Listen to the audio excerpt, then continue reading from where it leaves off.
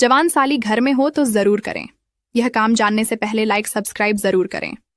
Number 1, अपनी साली के साथ अकेले ज्यादा, न तो कहीं जाएं और ना ही उनके साथ ज्यादा अकेले रहें।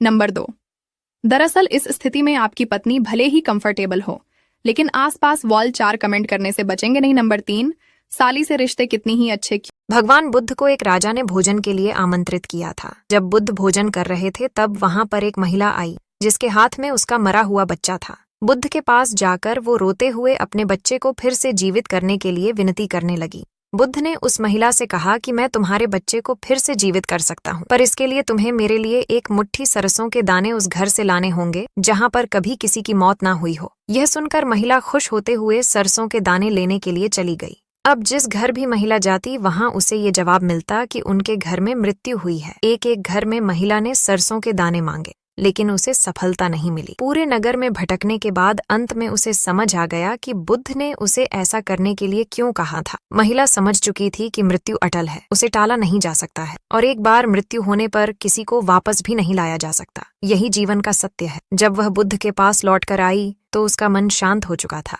उसे अपने बच्चे की मृत्यु का दुख था, लेकिन उसकी व्याकुलता खत्म हो गई थी।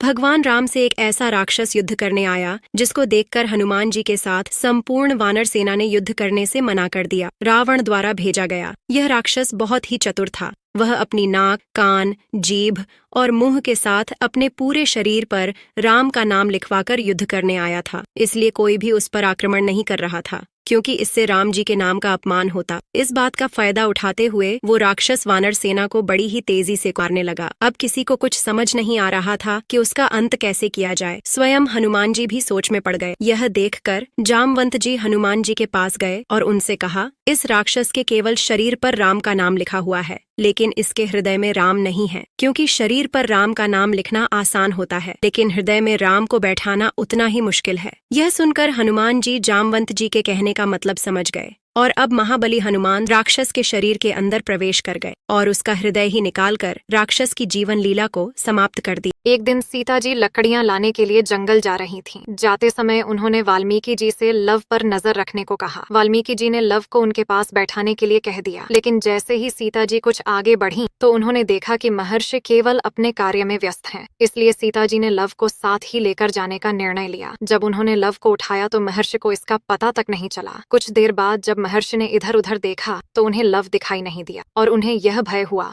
कि हो ना हो लव कहीं चला गया होगा अथवा किसी जानवर का शिकार हो गया है। अब वे सीता जी को क्या जवाब देंगे? इसी डर के कारण वाल्मीकि जी ने पास में पड़ी घास को लिया और कुछ मंत्र पढ़ने के बाद हूबहू लव जैसा दिखने वाला एक और बच्चा बना दिया। जब सीता जी आश्रम लौटी तो उनके पास लव को पहले से ही देख वे अपनी आंखों पर विश्वास नहीं हुआ। सीता जी दूसरे लव को देखकर बहुत खुश हुईं और वाल्मीकि जी से इसके बारे में पूछा। वाल्मीकि जी ने सब बताते हुए उस बालक का नाम कुश रख दिया, क्योंकि उसे कुशा से बनाया गया था।